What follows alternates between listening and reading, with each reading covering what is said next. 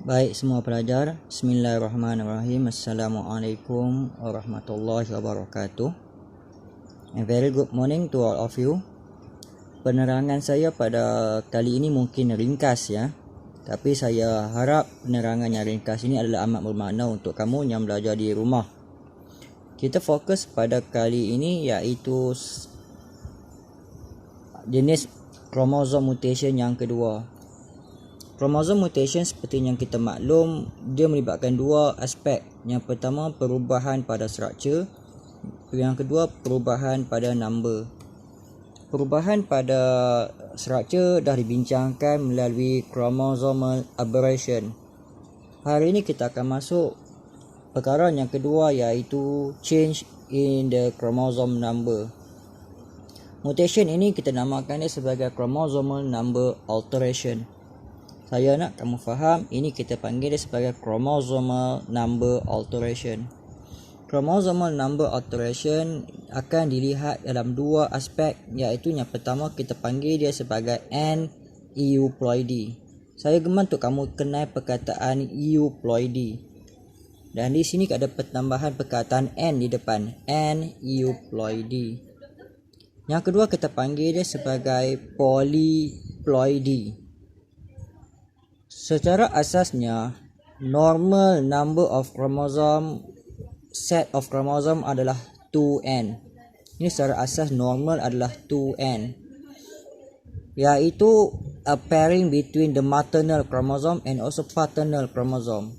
So kromosom daripada maternal, perempuan ya, dan kromosom daripada paternal akan bergabung membentuk pair of homologous chromosome. Dan kita akan lihat individu itu sebagai diploid. Ini yang normal.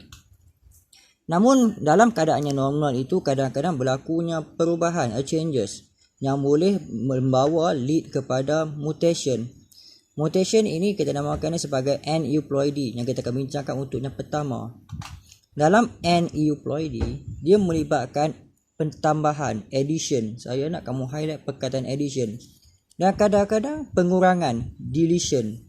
So, ada pertambahan, ada pengurangan, addition or deletion of individual chromosome. Satu kromosom saja ya, individual chromosome.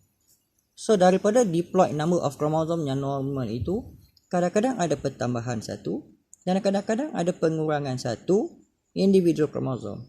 Akibatnya, dia akan membawa kepada satu situasi di mana individu yang mengalami mutation, individu yang mengalami mutasi itu akan merasai satu situasi di mana dia ada 2n plus 1, iaitu pertambahan satu kromosom. Ini saya nak kamu faham, addition individual chromosome. Ini normal 2n dan dia ada tambah satu. So this is kita panggil sebagai addition of the chromosome. So 2n plus 1. Dan kadang-kadang ada individu boleh mengalami satu situasi di mana 2n minus 1. Dia ada diploid number of chromosome, jadi kehilangan satu. Untuk manusia di mana karyotype kita ada 46 kromosom, individu ini mengalami 47 kromosom. Dan individu ini mengalami 45 kromosom. Situasi di mana dia bertambah satu kromosom ini dipanggil sebagai trisomy. Dan situasi di mana individu ini lost a chromosome dinamakan sebagai monosomy.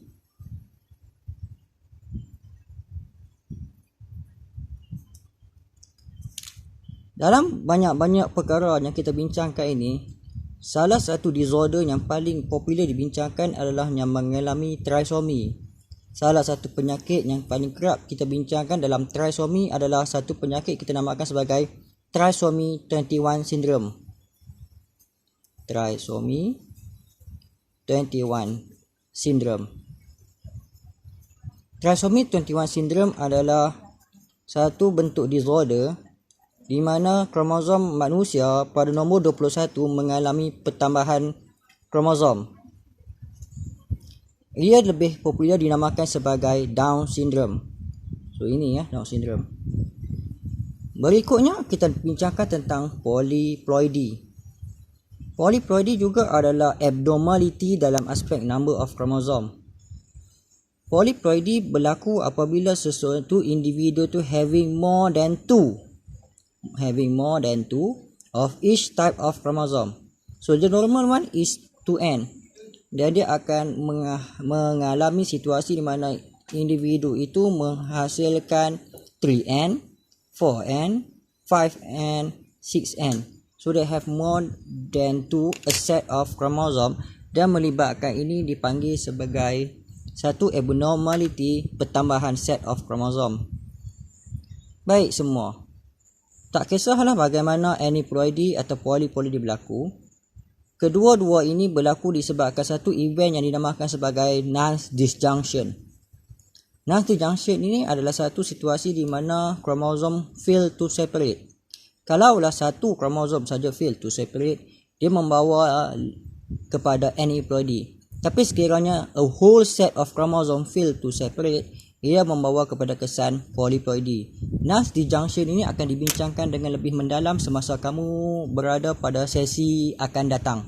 So kita bincangkan Nance disjunction ini mungkin pada sesi akan datang. Saya harap perkara ini akan kamu ingat dan kamu akan faham kelak ya.